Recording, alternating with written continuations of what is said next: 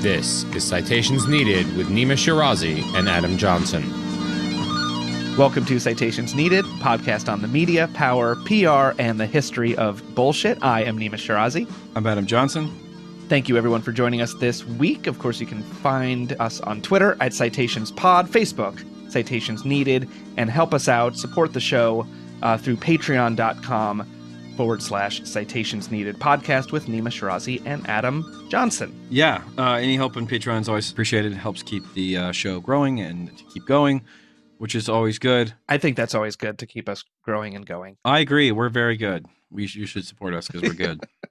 That's my pitch. If I was a marketing expert, I'd be like, yeah, we're good. Citations Needed. It's good. Yeah. Today, we are talking about the catch-all smear of populism and how the term, how everyone and their mother and everyone and their goldfish became an expert on populism over the last 2-3 years. The most terrifying of isms, if we're to believe the extreme center media. And increasingly second to terrorism as one of the most abused and meaningless isms. Mm-hmm. So for almost 3 years since the rise of Trump, there's been scores and scores of pundits and reporters and talking heads who have been warning about the problems of populism and its attack on quote-unquote democracy. Populism and immigration pose major threats to global democracy. The Gates Foundation insisted. The Dangerous Rise of Populism, Global Attacks on Human Rights Values, wrote Human Rights Watch in 2017. Trump's rise proves how dangerous populism is, NBC noted in 2015. Populism is still a threat to Europe, the European Institute tells us. But what exactly is populism? How is it a term that allegedly applies to both Hugo Chávez, Bernie Sanders, and also a whole cohort of fascist, alt-right, and far-right forces? So under this thin ideology-flattening definition of populism, the term is more often than not used as a euphemism for demagogic cults of personality and kind of outright fascism, and as the ultimate horseshoe theory reduction to kind of lump movements for equity and justice on the left alongside those of revanchism, nationalism, and explicit racism on the right. These two are seen as twins under this broad mantle of populism and both to be resisted at all costs. On this episode, we're going to explore the uses and misuses of this term, its origins, and who benefits from the watering down and malleability of this term. So later today, we will be speaking with Thomas Frank, journalist, political analyst, historian. He's the co-founder of The Baffler magazine, author of several books, most notably What's the Matter with Kansas, Pity the Billionaire, and recently Listen Liberal, or Whatever Happened to the Party of the People. If you read these books now by these Europeans about, or even by Americans about, the boogeyman populism, they often make no reference to the reform movement that the word originated with. No reference, like zero, or even to the sort of latter day people who used the populist rhetoric but weren't all there, like a Franklin Roosevelt or a Harry Truman, who were very populistic. It's crazy. It's like that whole thing has just been as though it never happened. At the beginning of the rise of both Trump and Sanders in the 2015 primaries, the term populism became a very generic catch-all way to lump Sanders in with Trump and treat them both as kind of two sides of the same coin. This was a take that was done a billion times in 2015 and 2016. The Daily Beast, Donald Trump and Bernie Sanders are delusional in trade policy.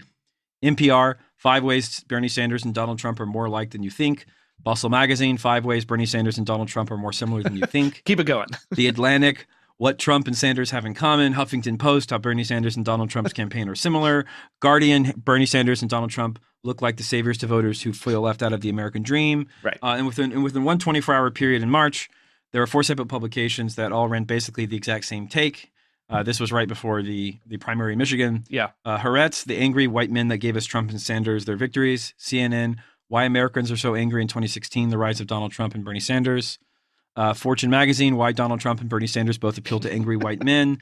Wall Street Journal, angry white males propel Donald Trump and Bernie Sanders. Yeah. And almost every one of these stories I mentioned uses this term populism to conflate the two candidates as sort of features of the same thing, right? This is part of a broader theory we've discussed on the show before, which is the horseshoe theory, which is that if you go too far to the left, you basically just go right, and that this necessarily means that the most rational and logical capital R, capital L position to have is to be in the quote, in the capital R, capital C reasonable center. Exactly, just to stay status quo. And you see this, populism is so often equated with, as you just heard in those headlines that Adam read, with anger, that it has to do with the people being furious about their current lot in life and blaming government, blaming institutions, blaming at times the quote unquote elite, and that it's all born of anger and fury, and that to appeal to that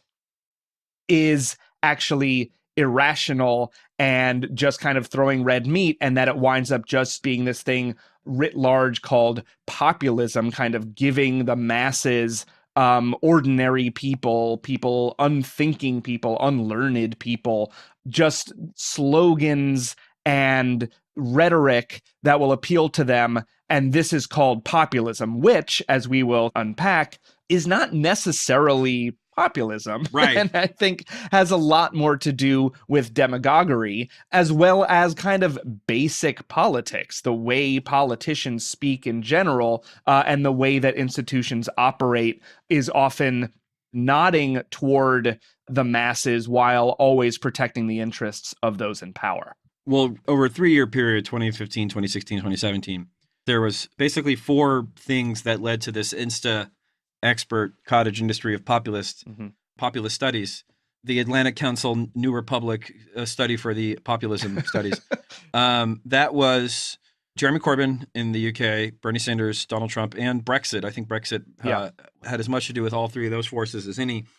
And then there was this general sense that there was this emerging discontent among Western countries, whether it was in, everyone had a version of this in France, to Hungary, to Germany, to Poland, Austria. Yeah. Now, really what most people mean when they say populism, especially in the European context, is they mostly mean nationalism or kind of quasi-fascism or outright fascism. Exactly. Far-right, racist nationalism verging on, if not explicitly being fascist in nature. Yeah, and this shows you how warped the term is because, of course, these are not real populists in the sort of traditional sense of the word, and what our guest, I think Thomas Frank, will argue.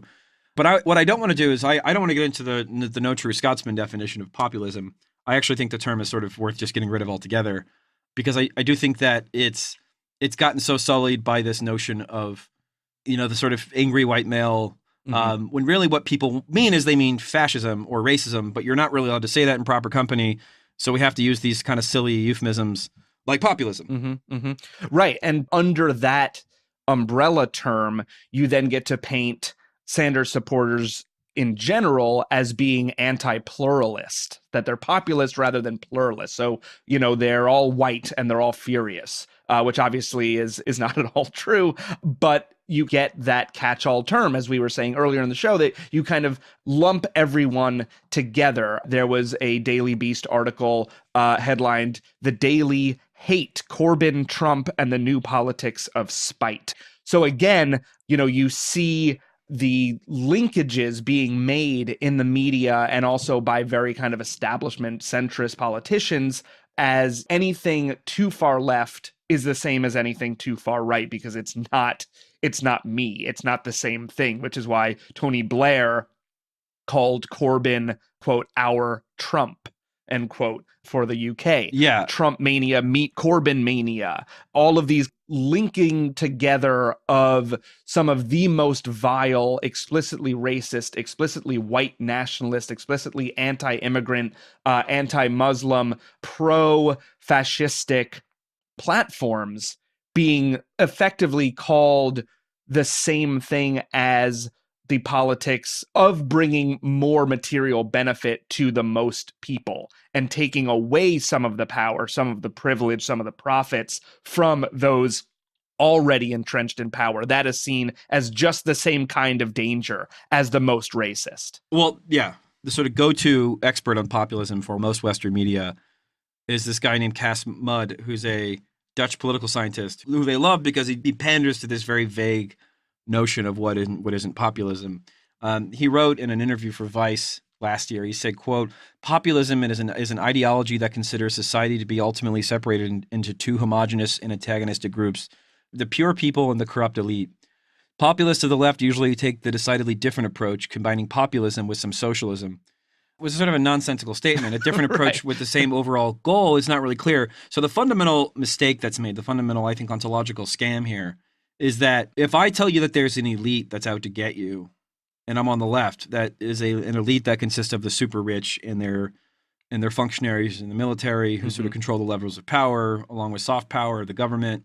That we sort of have a broad, I guess you could say, Marxist interpretation of power, that there's a ruling class that has disproportionate power and disproportionate wealth. This is sort of an obvious thing that most people would get.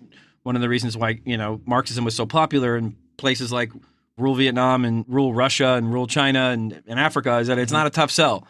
People intuitively understand that asshole over there has a lot of shit and I don't have any shit. Right. And that they have it due to unjust and arbitrary accidents of history. Right. If you're a Cuban farmer and you look, Right. You look at what's going on in Havana.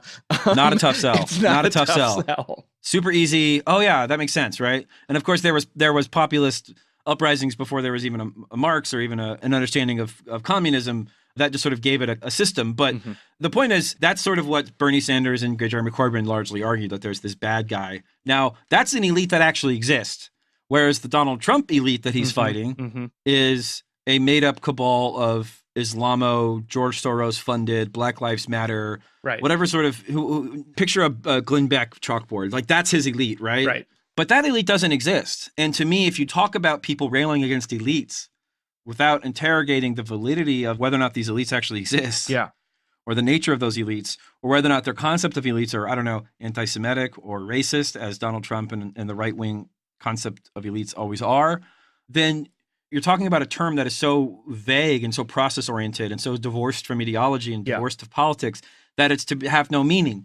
And of course, that's what they like about it, because they want to use the people who hold up these fake elites to diminish those who point out what is, I think, demonstrably and very clearly an actual form of elite.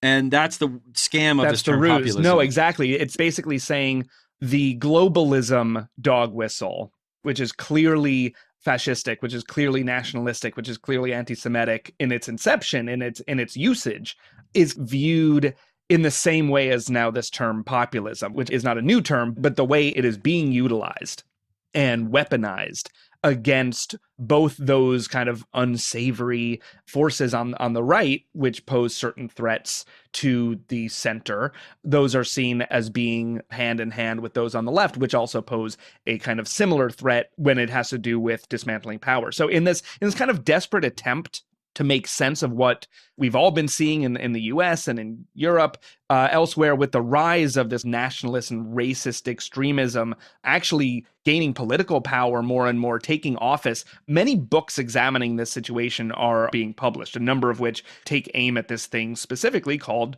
populism, as like the ultimate embody of the primary problem facing mankind today. So to name just two of these books, there's Yascha Mounk's The People versus Democracy and William Galston's Anti-Pluralism, The Populist Threat to Liberal Democracy.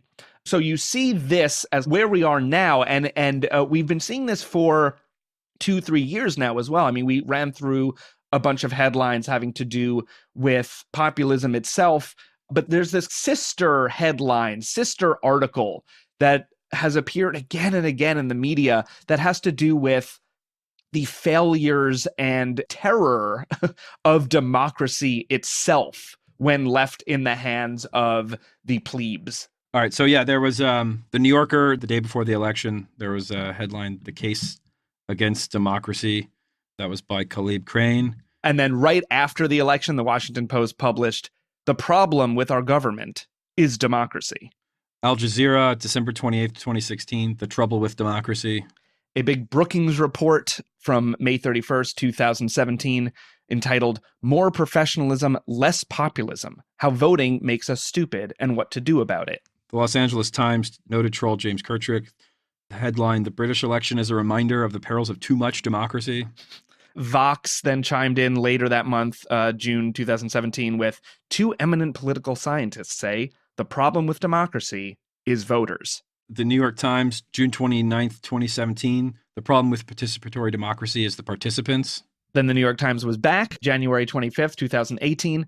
politics shouldn't be like open mic night. Where they argued that there's way too many people involved in politics and that there should be more closed primaries. Right. How can anyone be involved? You can just step up to the plate and be taken seriously. God forbid. The New Republic, July 29th, 2017.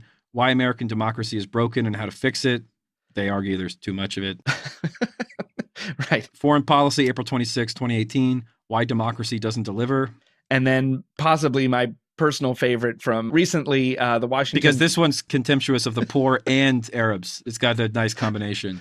Yeah, it's great. The Washington Post published an article by an educator at a couple Israeli institutions as well as American institutions, May 31st, 2018, entitled, "The Middle East Doesn't Lack Democracy. It Has Too Much." And the article basically explains that when the Arabs and the Persians and the other, assorted browns in the Middle East get to decide who their leaders are, it poses threats to American and Israeli hegemony. So that's really terrifying. One particular quote from that opinion piece, again from the Washington Post, is, "The main source of stability in the Middle East remains the dictatorships and monarchies where the popular will has little impact on government policies." And as an example of that, this guy Fromer writes, "The only governments that openly maintain stable relations with Israel are Egypt, Jordan, and the Palestinian Authority." And then there's a parenthetical that says, "Saudi Arabia has also cooperated with Israel through backdoor channels to curtail Iranian influence." So yeah, you see that that's actually the focus. It's not about the rights of the people. It's not about the populations in the Middle East voting potentially for their own best interests, but how to maintain quote unquote stability, which really has to do with maintaining a very friendly environment for both Israel and the United States in that area of the world. And extreme centrists, who are, of course, not in the populist catch-all, who are part of the, blue check mark and then favored sort of crowd, statistically speaking, they have the most contempt for democracy. You can see there was a study published in the New York Times that found that centrists were more skeptical of democracy in every country. Mm-hmm. So we're going to have that in the show notes. But, for example, the European average found that when they asked people, the percentage of people say democracy is a very good political system, over 50%, 52% of self-described left-wingers said it was good, whereas only 42% of centrists said it was good. In the United States, just 33% of self-described centrists see democracy as a good system, whereas just over 63% in the United States said it was. This is a trend you find across country, Austria, New Zealand, Italy, Germany, that centrists, or people who describe themselves as being centrist, are contemptuous of democracy and is self-ID. They will tell you they're contemptuous of democracy. And these include the bastions of happiness that we hear all the time, where the government takes care of people, where people get education and healthcare, oftentimes Scandinavian countries. So, Norway, Finland, Sweden, Denmark, all those, Netherlands even, are the places where, again, the self-described centrists think less so than the left and the right that democracy is a, quote, very good political system. So again, who are the arbiters of this? Yeah, and this is something that you can see also. There's fear about far left and far right wing trolls on social media. But there was a Pew Research study done earlier this year that said, quote, "Suspected Twitter bots tweet a greater share of links to popular news and current events sites with ideologically centrist audience than links to sites with conservative or liberal audiences." So even our Twitter trolls are now centrist. And there's probably a really good reason for that, which is that a lot of establishment or an establishment aligned black bag marketing firms or PR firms or even some organizations or think tanks almost certainly run networks of Twitter bots. They have for years. We know the Clinton campaign did. So that doesn't surprise me that the sort of sole domain of bots and fake news is not, of course, from the far left or far right or from the Russians trying to, quote unquote, sow discord. It's almost certainly done by people trying to promote the centrist agenda, as it were. Right. Unless, of course, Putin is furiously typing away in the Kremlin and sending out Brookings reports. Which would actually completely own if he just became if he became like a total like normie Landroll type. Who's like, guys, I thought about it, and I really think that this new study from the Center for American Progress is right on. It's really on point. If he just trolled them by like joining Twitter and like tweeting out like FF near Tandon.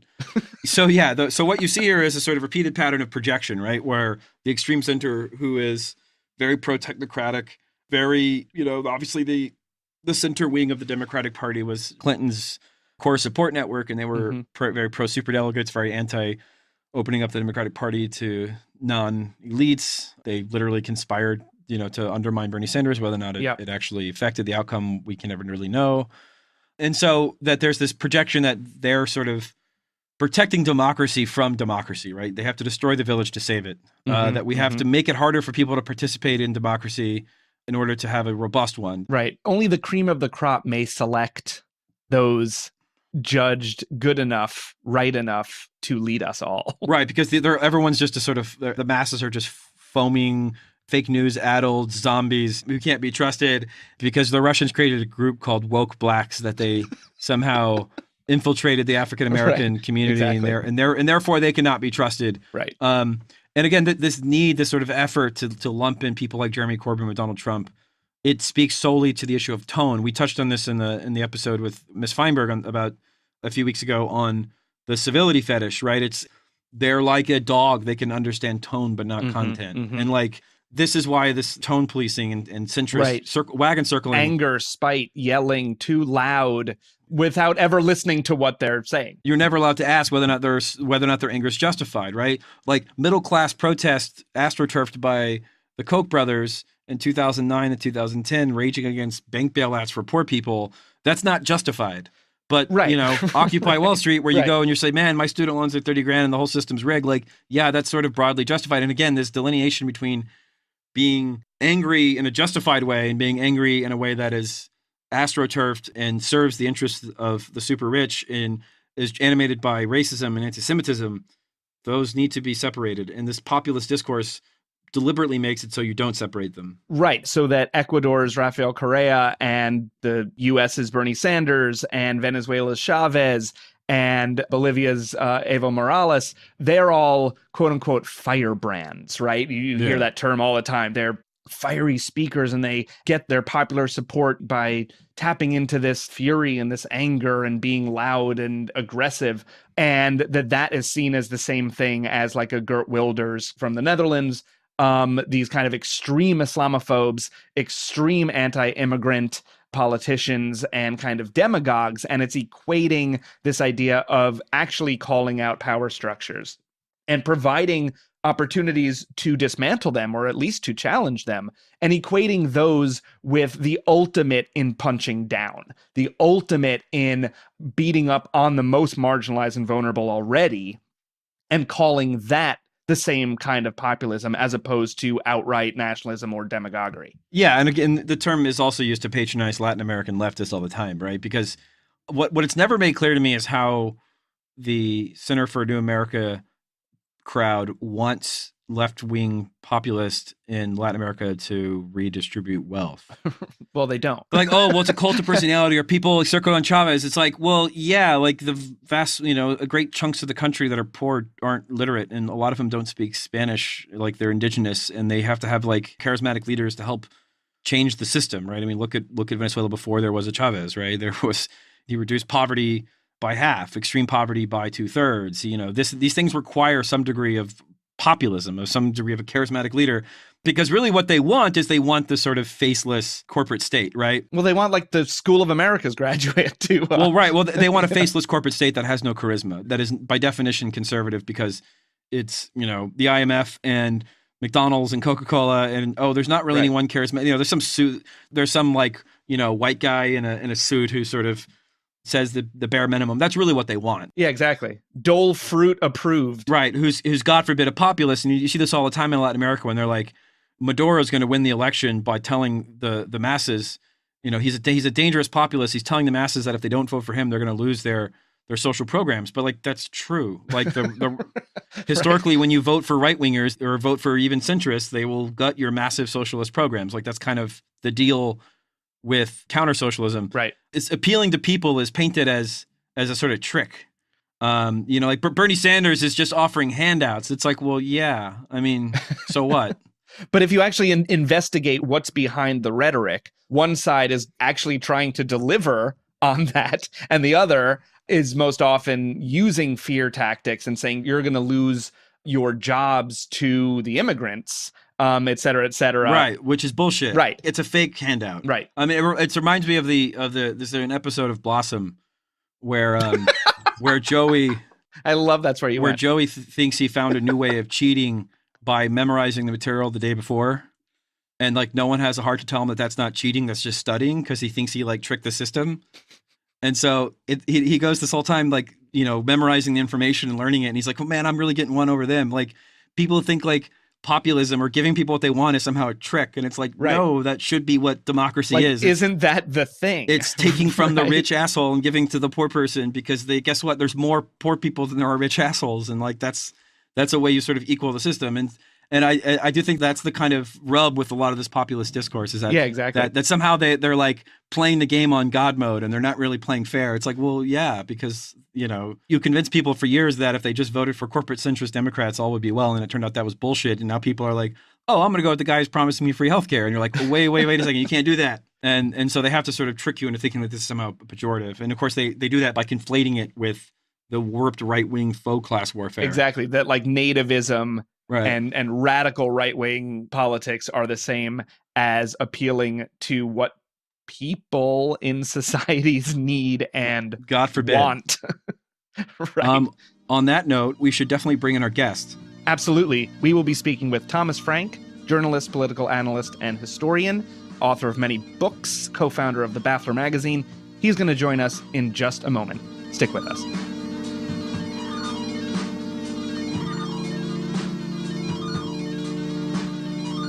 Joining us now is Thomas Frank, journalist, author, and historian. We are so thrilled to have him on the show today. Tom, thank you so much for joining us on Citations Needed. It's my pleasure.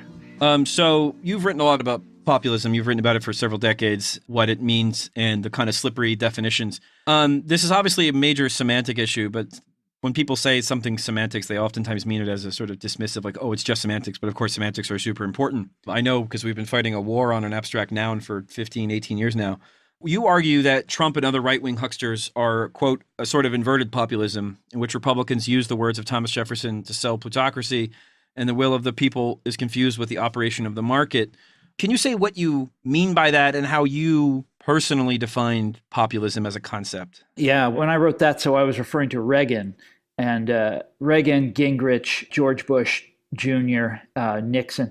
There was a whole raft of conservatives. You know, conservatism is really the story of our time. And when I was younger, conservatives, you know, they have this sort of sunny populist way about them where they identify with the common man. They'll often use that exact phrase, or the common, they don't say common man anymore because that's kind of sexist, but you know, some other way of putting it. But all the sort of old style phrases that we associate with like a Franklin Roosevelt or a Harry Truman, only it's always in service of the exact opposite. And the idea, many years ago, I wrote a book about an idea that I had called market populism. Basically, the majesty of the people, you know, which is all important in a democracy, the majesty of the people had sort of been transferred to the market, and the market was thought to act with the will of the people. This was a very common sort of trope in the 1990s during the first tech boom. And I wrote a whole book illustrating this in all of its outrageous permutations. But you can trace that through Reagan and Gingrich, that whole gang of people. There's a different kind of right-wing populism that I associate with Trump and with Richard Nixon that is less sunny, you know, that's more sort of paranoid.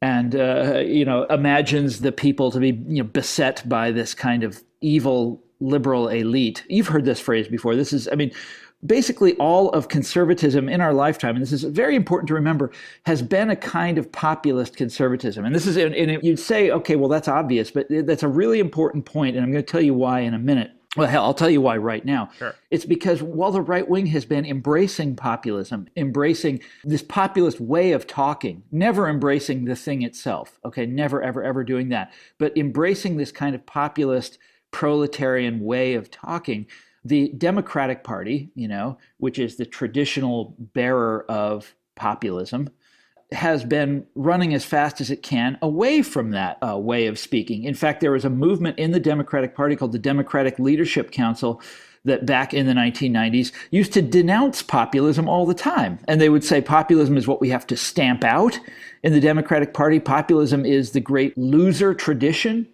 in American politics. That sort of thing. And they succeeded. They stamped it out. And now it has left the Republicans as the ones who very naturally speak this populist message. But it's crazy because it's completely upside down. It's, of course, the opposite of what populism originally was, which was a rebellion against market forces, against capitalism. Yeah, one of the things we sort of argue at the top of the show is that the term has sort of been deliberately morphed and been abused to the point where it's sort of, I don't think, even that useful anymore. You sort of make the normative position that we need to embrace the term and like recapture it. Is that a fair? Well, you have to, or you're going to have to come up with a different term. Right. And, yes, I know it is confusing and there's all of these competing definitions now. And the definition that I wrote about recently in The Guardian is way beyond anything that we just discussed, which is basically they associate populism with this kind of racist tyranny, with like, say, the government in Hungary or Poland or something like that, the sort of right-wing parties in Austria, these sort of really, really awful people. And they say, well, that's populism. Well, here's the deal. I'm from Kansas. Kansas is the populist tradition. That is what politics where I come from, that's what it's all about, is this idea of the common people versus the elite. That is deep in the grain out there. And, you don't have to dig very deep to find that that's in the grain everywhere you go in this country. But populism originally meant something very specific in Kansas, which was there was this very left-wing third-party movement in the 1890s that took over the state, sort of swept the state, kicked out the ruling Republicans. And, it was the original farmers' revolt. The farmers tried to reach out to labor unions and other groups like that, weren't all that successful, but they made the effort. And then after about 6 or 7 years, it died out. But it scared the hell out of the ruling elite in Kansas and all over the western part of the U.S. and in the South as well. It scared people real badly. Interesting thing is what you find is from that day to this, there's been this continuous strain of people who denounce populism and who insist on mischaracterizing it. And I would say in some cases deliberately so. But if you go back to the 1890s, it was standard issue to equate the populists with the reign of terror in the French Revolution, because they didn't have communism. They couldn't call them communists because the Russian Revolution hadn't happened yet. So they had to have a different way of denouncing them. Yeah, and so they needed their own boogeyman term. That's right. So they'd call them Danton and Robespierre, and they'd compare them to that. This was commonplace, this way of talking. It's funny, you think about William Jennings Bryan, who ultimately became the kind of hero of the populist movement, to think of him as a Robespierre. It's hilarious, but that's what they said. So populism with an uppercase P means something very specific. And ultimately that's where the word comes from, the lowercase p populism. It derives from that movement. And then it's all downhill from there. It seems most often these days, especially in the media, we see populism as a term being used almost as a bludgeon against democracy rather than an embodiment of it. Can you kind of talk about how that inversion has happened and what, in its essence, at least maybe one of the more, original definitions of populism has everything to do with democracy, not everything against it? Yeah, absolutely. So first of all, there's this, you used the word boogeyman earlier, and that's exactly right. The American media or the international media, this is very much a European thing now too. They get upset about an idea or a word and they go to town on it. And one of the things that they insist on now is that populism is undemocratic or anti-democratic.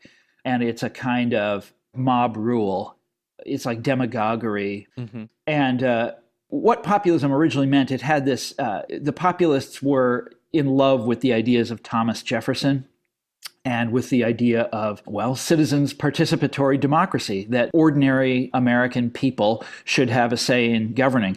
This was important in the 1890s because it was a time when, it was even more, we think about Washington and lobbyists and pay for play and all that nowadays. It was, 10 times worse in the 1890s. The government was massively corrupt. Not only was it massively corrupt, people thought you were a chump if you weren't corrupt. And the populists were these kind of, like a Boss Tweed version of. But much worse. So, I mean, you go back and read, there's a lot of great books about that period in American life, but it was really the low point. I think Trump is not even close to these people. He's getting there, Give him time. The kind of people that ran this country from the end of the Civil War up until about 1900 were just unbelievably corrupt. Just one scandal on top of another. And like I said, you were a chump if you weren't on the take. Lincoln Steffens built an entire journalistic career out of talking to these people, and they would be very open with him, and they'd brag to him about their corruption. Anyhow, populism was a revolt against that. It was, like I said, a left-wing movement that was critical of capitalism, but it was also about reform, about political reform. Now, it was some things that it was not. It was not anti-intellectual. These people were, they read books. They were much less fearful of like European socialism, let's say, than were other Americans at that time. They were also really into scientific agricultural techniques. If you read their newspapers, if you read their newsletters and stuff like that, they were really into stuff like this. They were not anti-intellectual. They were not anti-big government.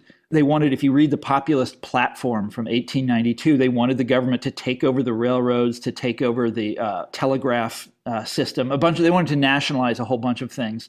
And they wanted the government to be seriously involved in the economy, basically to help out farmers and workers. So they were not what, I should say, and their legatees, the people who followed after them, there's a long reform tradition. They were not what, when we use the word populism today and talk about, racist tyranny, the tyranny of the majority, these kind of evil right-wing, almost fascist parties in Europe, that's not what they were. They were nothing like that. And it's problematic to me that people even use the word populism to describe such an awful thing. And so this is what I wrote about in The Guardian. If you read these books now by these Europeans about, or even by Americans about, the boogeyman populism, they often make no reference to the reform movement that the word originated with. No reference, like zero. Or even to the sort of latter day people who used the populist rhetoric but weren't all there, like a Franklin Roosevelt or a Harry Truman, who were very populistic. It's crazy. It's like that whole thing has just been as though it never happened.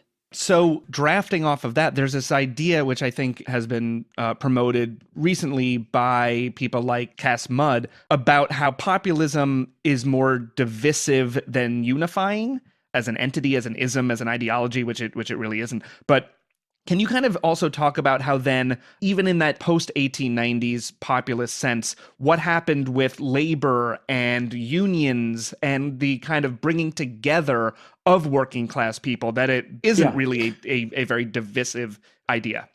So if you want to boil populism down from a uppercase P to a lowercase p and make it just talk about the rhetorical style, what it means is it's the language of working people in revolt against upper classes. That is what it is.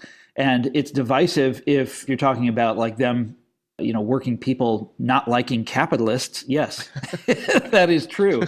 And I'll give you some really good examples of that. And the populists and the people in the populist tradition, yes, they denounce big business all the time. By the way, the purest bearer of populism today, aside from like individuals here and there, would probably be the labor movement, the AFL-CIO. If you want to see what populist rhetoric looks like, it's the AFL-CIO. And you can say that something like that is divisive, but look at their logo. It's two people shaking hands. The whole idea of this movement is if working people get together, then they can challenge big business and win. That is the idea. Yeah. Oh, and there's also famous examples. Now the populists were not necessarily, they weren't ahead of their time on, say, racial matters. They were pretty much guilty of the same things that everybody else was guilty of at that time. But there is one bright spot in their history where in the South, they tried, in the beginning, they desperately tried to get black farmers together with white farmers on the grounds that they're all in this together and they have the same enemies and the same causes. And if they got together, they could win. And weirdly, that worked for about 2 years before the white Southern, what do you call them, the Bourbons, the ruling class of the South just came down on these people like a sledgehammer. It's a very famous story if you study Southern history. It's like the one bright spot from the end of Reconstruction up until the 1960s was this moment in the 1890s where this was tried. Now, it ended very badly. It was awful. I mean, with mobs and vigilante justice and like horrible things. But it started out, it was a good idea. Anyhow, so that's what populism is about. And yes, that is divisive if you're talking about the ruling class. Can I give you my favorite example of populism? Please. It's an example that just, it tells you so much about the movement and also about how it has gone off the rails. If you're ever out in western Kansas and you're driving down I-70 or something, there's a town called Lucas. It's about an hour off the freeway, but go to it. There's a concrete sculpture garden that this guy made back in about 1900 to about 1910, at the very end of his life. He was an old man at the time, and he decided to spend his retirement years building a concrete sculpture garden to illustrate two things, Bible stories and the principles of populism. And so, and it's fascinating because the two get merged. All over the place, and they run together in his mind, and it's what you call naive art. It's not like high end, Michelangelo or something. It's this guy didn't really know what he was doing, but he did it anyway. And my favorite sculpture in this is a man being crucified. The title of it is Labor Crucified, and the guy on the cross is wearing his working cap, right? And there are four figures that are nailing him to this cross. And it's banker, lawyer, doctor, and preacher. I always love that because it goes both. This is where populism, this is the fascinating thing about it. It goes, yes, it is divisive. It's against those four figures, right? Doctor, lawyer, banker, and preacher. But the banker is the only one up there that is really the capitalist. The others are professionals, members of the professional class. And in the eyes of populism, they too they were also against working people. And you see where this is going here? Right.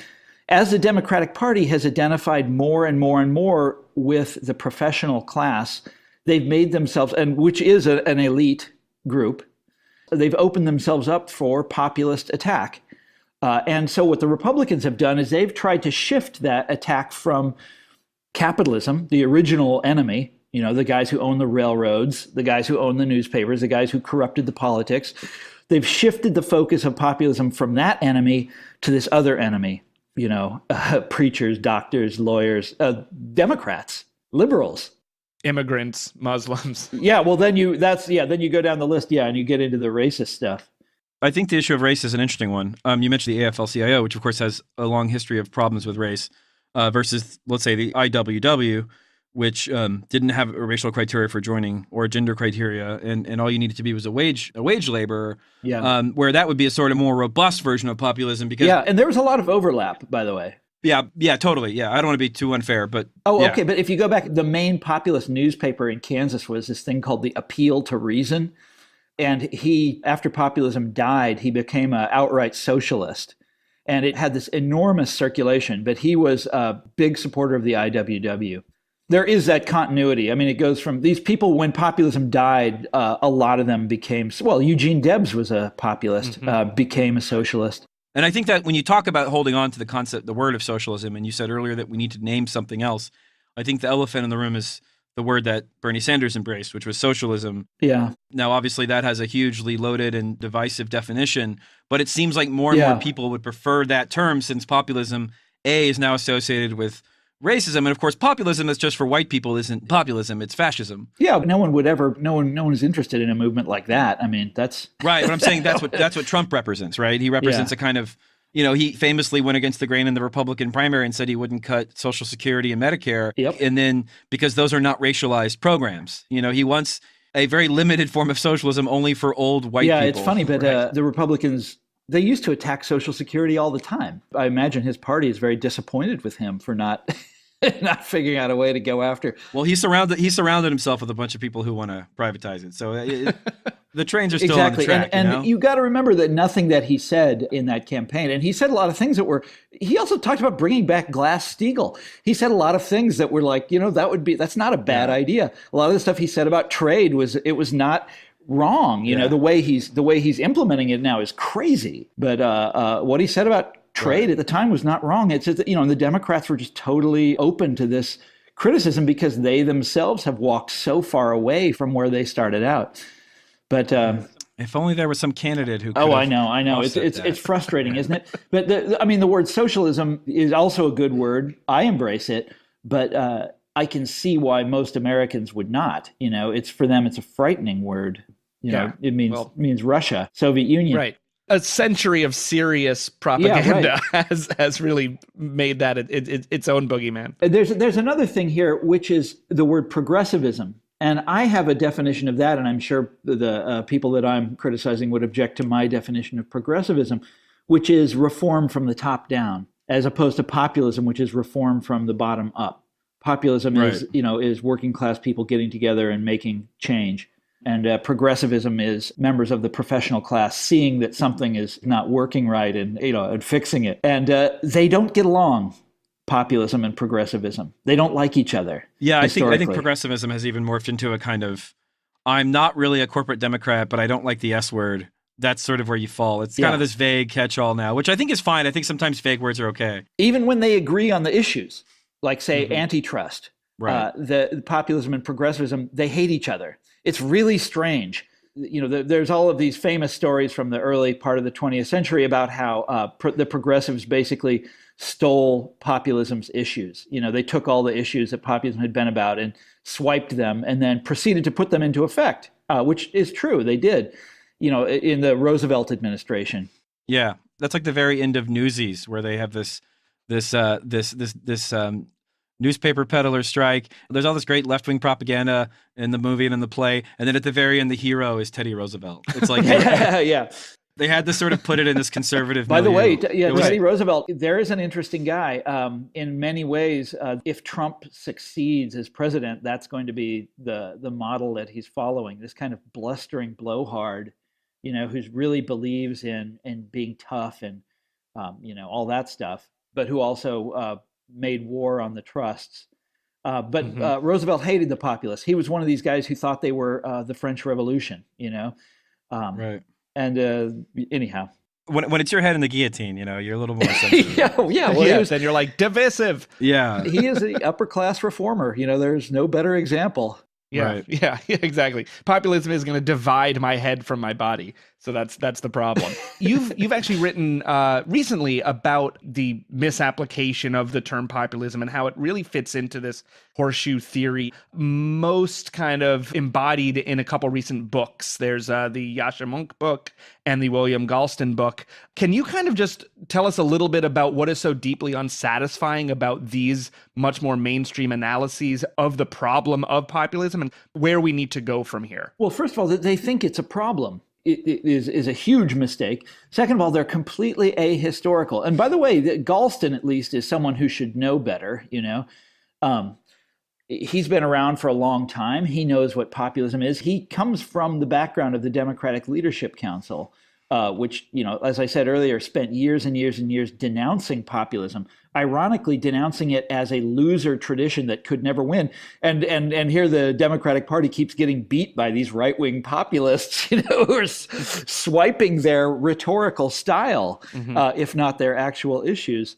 But I mean, that's the main thing, is that they just use the term to describe what they want to describe, and they completely ignore the historical background of it, which is, I'm sorry, I was in an earlier life, I was a historian. That's what I did. That's just not acceptable. You can't do that. You can't write a book where you just use a term to mean something completely different from what it has meant in history and never explain why and never even acknowledge that history exists. One of the most, and these books are filled with bad examples of this, but one of them is in Yasha Monk's book, and he's a lecturer at Harvard, by the way. He says that the first populist was this Austrian politician in the 1980s. And I read this, I'm just like, what the hell? I mean, what planet are you on, buddy? It's like the word comes, you can look it up in the Oxford English Dictionary where it comes from. It comes from this movement in the 1890s. Richard Viguerie was writing a book about right-wing populism in 1983. And all of this history is just ignored. We've been in a right-wing populist moment here in this country since the 1980s. Can I take a step back here and give you guys my grand theory? Please. Beginning in the late 60s, as we all know, that the two parties went in wildly different directions. The Republicans 50 years ago nominated Richard Nixon, and he carried them off to the right, broke from the sort of Eisenhower tradition and went way to the right. Not all at once, very gradually, and in fact did a lot of liberal things as president. But his rhetoric this was the man who pioneered right-wing populism. Actually, I say that and I immediately have to take it back because he stole it from a guy called George Wallace, Sure. who was the governor of Alabama, Of course. and who was an open segregationist. Okay, this was a bad guy. He, if you go back and look at that '68 campaign, really invented all the tropes of right-wing populism that we know today. For example, calling out the press at rallies. Wallace did that all the time. Trump gets that from Wallace via Nixon. Okay, Nixon stole it from Wallace. Trump steals it from Nixon. And that's really where your right-wing populist tradition begins. Why did that work in 1968? Because at the same time, the Democratic Party was deciding to reform itself and to abandon the populist tradition. Specifically, what I mean by that is organized labor, that the Democratic Party decided to divorce itself from organized labor at that very same moment. And we know why they did that, right? It was the Vietnam era. Labor was a lot of the unions were on the wrong side of that issue. And unions looked pretty bad back in those days. The McGovern movement, they were very idealistic and they wanted to move away from that past. I understand all that. The mistake that you make when you decide to make yourself a party of, kids at fancy colleges, the Bill Clinton, Hillary Clinton set, Gary Hart, that kind of group.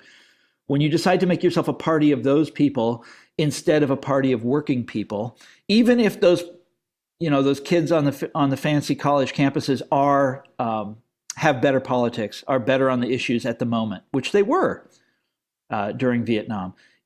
Even if that's the case, in the long run, you are separating yourself from working people, and that is what happened. And it's gotten worse and worse and worse. And today, the Democratic Party has this huge problem with, I was going to say with white working class people, but it's actually bigger than that, with working class people across the board. They can't speak to them. They don't know how, even when they are better on the issues, they don't know how to represent themselves with these people.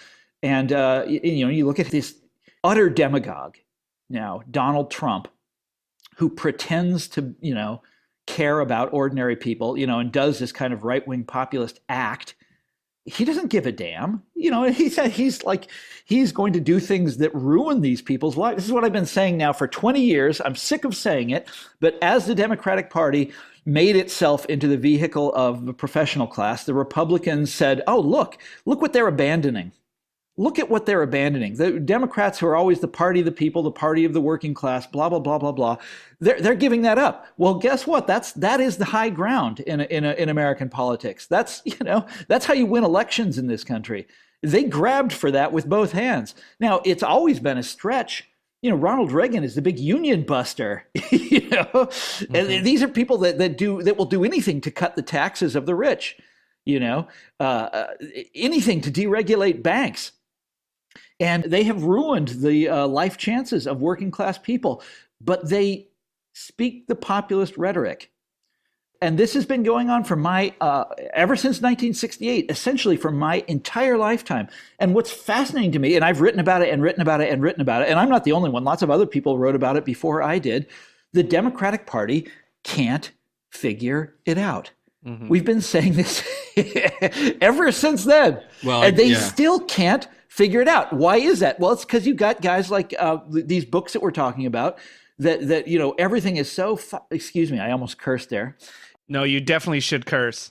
You're allowed to cuss, man. Everything is so fucking scrambled, for them. And they can't understand it. They can't figure it out. And it is in your face. It is the simplest goddamn thing in the world. Read a little bit of history. It is obvious what is going on right now. Well, I think it's an issue of that there's so many institutional reasons and filters why they are incapable of figuring out. Yeah, well, it's costly. They don't want to figure it out. Yeah, I mean, you get on the book circuit and the hashtag resistance circuit by talking about how we need better manners and more norms, and how we need to respect the CIA and the FBI. Isn't that one just a hoot? You know why they do that, right? Because you look at poor Barack Obama. The thing is that Democrats can't be critical of Obama. He is their peerless leader. And I liked him too, by the way, voted for him twice. I was a big fan of Obama back in 2008. I thought he was going to be, one of the greats. And he was very admirable, I think, as president. No big scandals to speak of. He did a lot of good things. There's a guy who believed in norms. Mm-hmm. And believed in doing everything by the inherited procedure. And for Democrats who are, again, a party of the professional class, that was like, yes, that is exactly how a president should behave. And it's like, no, presidents shatter norms. That's what they do. Right. Yeah. Norms and 250 will get you a cup of coffee at Starbucks. Yeah, but of all the things to embrace, that's like basically like saying, I'm a conservative, all this stuff about being a liberal and being a progressive, fuck all that. It's norms. Right. It's norms. I'm basically a conservative. I believe in tradition. Yeah, I mean, Obama was a moderate Republican, and people kept trying to act like he was something else, but he wasn't. Yeah. Before we go, Tom, are you working on anything new? Are you going to shed any new light on this particular populist topic? As a matter of fact, I am. I have just signed up to write a book about the subject of populism, short but sweet. Hopefully it'll be good. Hopefully it'll clear all this up, enlighten people once and for all, and get people angry. That's what needs to happen. Well, a book on populism should be short. You're not some egghead. It can't be like 1,000 pages. But I actually am. That's the problem. I am an egghead monkey. That's true. Well, thank you so much, Thomas Frank, journalist, political analyst, historian, author of so many great books. Of course, the always essential "What's the Matter with Kansas" and the much more recent "Listen, Liberal" or "Whatever Happened to the Party of the People." Thomas Frank, thank you so much for joining us today on Citations Needed. Hey, the pleasure was all mine.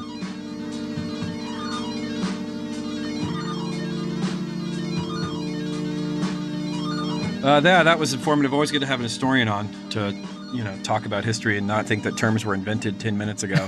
Indeed. And also, we forgot to mention he has a new book. It's called Rendezvous with Oblivion at finer bookstores. Yes. Amazon.com if you want to help Bezos get even richer. That's right. Or buy it elsewhere. But yes, Rendezvous with Oblivion. We'll say it again. Reports from a Sinking Society. It's a collection of Tom Frank's essays, and it's a must read, as everything that he does is. I may or may not be name dropped in it.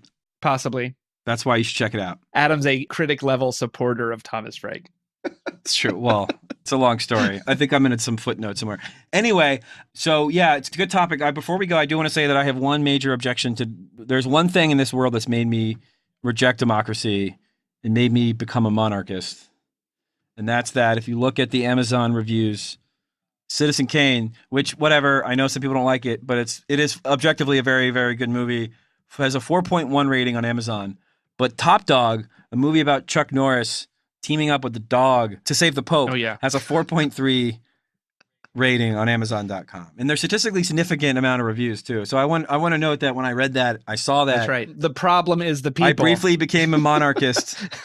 The stupid masses should have no control over anything. No. After I saw that, I was like, you know what? I think the monarchists are onto something. No, I think that we is should true. Find whoever the great-great-grandson of King George III is, put him in charge. I don't really care. That's even that's some obvious film history shit. Citizen Kane is objectively great and also obvious. So it's not like you're asking people like, okay, tell me your thoughts about like the Magnificent Ambersons. It's easy to give that a really high rating, even if you've never seen it. You don't have to know. And you don't even have to like Citizen Kane to think that it's better than Top Dog. Yeah. A movie about Chuck Norris teaming up with the dog to save the Pope. To save the Pope. Which actually is the story of our time. That's what politics has now turned into. That's the Trump moment. It's Chuck Norris and a dog saving the Pope. Top Dog's not even good bad. It's just bad. It's bad. Anyway, I don't know why we spent this much time on Top Dog. Yeah, it's no fucking Air Bud. I think we're probably going to sell more copies of Top Dog than Tom Frank's new book. Just by virtue of curiosity. I'm in the pocket of Big Norris. All right, let's get out of here. We've wasted our people's too much time. This was terrible. Agreed. On that note, we will shift from Top Dog, Air Bud, and thank our critic level supporters for their amazing support through patreon.com/Citations Needed podcast with Nima Shirazi and Adam Johnson. It is always so great to see your support and to get your support. It keeps us going. So thank you especially to Esther Bedola, Andrew Meyer, Eric Knight, Lucas Sharp, Zach Henson, Anonymous Ascendant, Raphael Ciordia, Bobby Wharton, Kyle Fritz, Greg Westney, Kevin Huxford, Osman Hussein, Max Belanger, Blake Bunell, Chris Breaker, Aaron Durbin, Rob McDonough, Justin Williams, Nigel Kirby, Andrew Nixon, Scott Roth, Weed Lord, Backup Scare, and of course, Computer Scare. You can follow the show on Twitter at Citations Pod, Facebook Citations Needed. I am Nima Shirazi. I'm Adam Johnson. Citations Needed is produced by Florence Burrow Adams. Our production consultant is Josh Cross. Research assistant is Sophia Steiner-Evoy. Transcriptions are by Morgan McCaslin. The music is by Granddaddy. Thanks again, everyone, for listening. Have a great one.